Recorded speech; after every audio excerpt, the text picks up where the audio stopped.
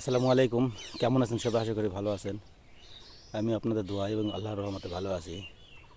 তো আমি স্বপন আলী বর্তমান বাংলাদেশ থেকে আপনাদের মাঝে কিছু কথা বলছি।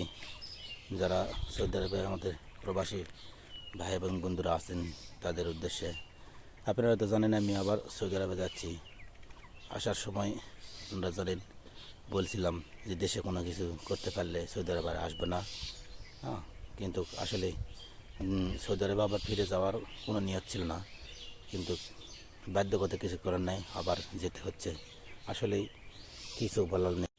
আসলে কার কি মনে হয় জানি না, কিন্তু আমার একটা মনে হয়, যেটা হচ্ছে আমার নিজের ধারণা থেকে আমি একটা জিনিস বুঝি, সেটা হচ্ছে আমার মনে হয় কোনো মানুষই চায় না বিদেশ যাইতে শখ করে। কেউ শখ করে বিদেশ যেতে চায় না।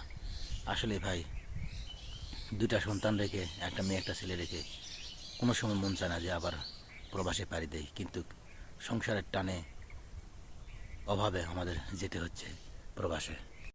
4 বছরের বাচ্চাটা যখন বুকের মধ্যে আসে তখনই মনে হয় যে এই বাচ্চাকে ছেড়ে কীভাবে প্রবাসে পাড়ি দেব। প্রবাস জীবনটা এটাই সবচেয়ে বড় কষ্ট। এই পরিবার রেখে বাইরে থাকা, এই কষ্টটা সবচেয়ে বড় কষ্ট। শুধু পরিবারের সুখের জন্যই প্রবাসে পাড়ি দিতে হয়। সবচেয়ে বড় বিষয় হচ্ছে আমরা দরিদ্র, আমরা অভাবী। এই অভাবের তাড়নায়, আমাদের পেটের তাড়নায় আমাদের ঘর ছাড়া হতে হয়, প্রবাসী হতে হয়। তবে প্রবাসে থাকলে একটা একটা জিনিস বোঝা যায়, প্রবাসে থাকলে মানুষের কদর বাড়ে। ঠিক আছে, আত্মীয়স্বজনের কদর বাড়ে, কথা বলে আগ্রহ থাকে। খুবই মানে একটা মানুষ সবাই জানে যে হয়তো টাকা পয়সা ইনকাম করে, এজন্য সবাই একটু যাচে সম্মান করবার চাই। হ্যাঁ, সব কিছুতেই ই করে। আর যখন দেশে চলে আসা হয়, 2-1 মাস পকেটে যদি টাকা থাকে, তখন ভালোই বন্ধু বান্ধব এবং আত্মীয় স্বজনের কদর থাকে। যখন দেখবেন যে টাকা পয়সা নাই, শেষ হয়ে গেছে, হয়তো 6 মাসে ছুটি আসছেন, 4 মাসে 3 মাস 4 মাস ভালোই চললো, পরে টাকা থাকে না। ম্যাক্সিমাম লোকেরই দেখবেন যে হাতে টাকা পয়সা থাকে না, তো যা টাকা শেষ হয়ে যায়, শেষ দিকে ধার কর্জ করে চলতে হয়। ওই টাইমটা আসল বন্ধু বান্ধব চিনা যায়, আসলে আত্মীয় স্বজন চিনা যায়, কারা স্বার্থবাজি আর কারা নিঃস্বার্থ, এটা চিনা যায়। প্রকৃত মানুষ তখনই চেনা যায় যারা হেল্প করে। কিন্তু যারা হেল্প করবে না, যারা শুধু সুবিধাবাদী, তারা দেখবেন আস্তে করে কেটে পড়বে। আপনার কাছে যখন টাকা থাকবে না, তখনই আস্তে করে কেটে পড়বে। এই জন্য প্রবাসে গেলে এখন থেকে নতুন পরিকল্পনা করতে হবে, সেটা হচ্ছে নিজের জন্য অবশ্যই আলাদা কোনো ব্যালেন্স রাখতে হবে, আলাদা কোনো সেভিংস করতে হবে নিজের অ্যাকাউন্টে। মাসে 100 টাকা, 100 রিয়াল হলেও করতে হবে। এটাই হচ্ছে 2 বছর 3 বছর পর ছুটিতে আসলে এটা একটা বড় ধরনের হেল্প করবে। তো এই হচ্ছে বিষয়। আসলে সব কিছু নিজের ব্যক্তিগত বিষয় শেয়ার করা ঠিক না, কিন্তু আবার আমরা যেহেতু ফেসবুকে নিজের ব্লগ করি, ব্যক্তিগত বিষয় শেয়ার করি, এই জন্যই ব্যক্তিগত কম বেশি কিছু মানে শেয়ার করতে হয়। মানুষের জীবনে অনেক কিছু থাকে, ব্যক্তিগত অনেক কিছু থাকে, সব কিছু শেয়ার করা যায় না।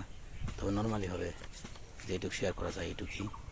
তো যারা বিদেশ যাবেন তারা একটা জিনিস সতর্ক থাকবেন, অবশ্যই নিজের নামে একটা অ্যাকাউন্ট করবেন এবং মাসে মাসে কিছু অ্যামাউন্ট হলেও রাখবেন।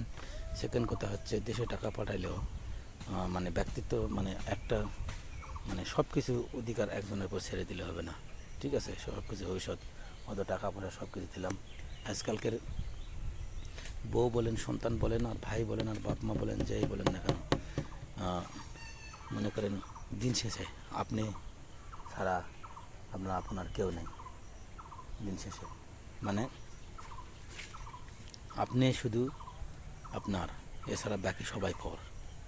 এই যে তার সবচেয়ে বড় বড় হলো মৃত্যু। মৃত্যু কিন্তু একজনকে নিয়ে যায়, সাথে সঙ্গী কেউ হয় না, সন্তানও হয় না, বউ হয় না, ভাই বোন কেউই হয় না, বাপ মা কেউ হয় না। ঠিক আছে, একজনই হয়। মানুষ মরার সঙ্গে সঙ্গে আর ঘরের মধ্যে ঢুকায় না, ঘরের মধ্যে থাকলে বাইর করে, আর বাইরে মরলে ঘরের মধ্যে ঢুকায় না। এটাই হচ্ছে নিঃস্বার্থক দুনিয়া। এই জন্য একটা জিনিস বুঝতে হবে, আমি এবং আমার আমিত্ব, এই ছাড়া আমার আপন কেউ নেই।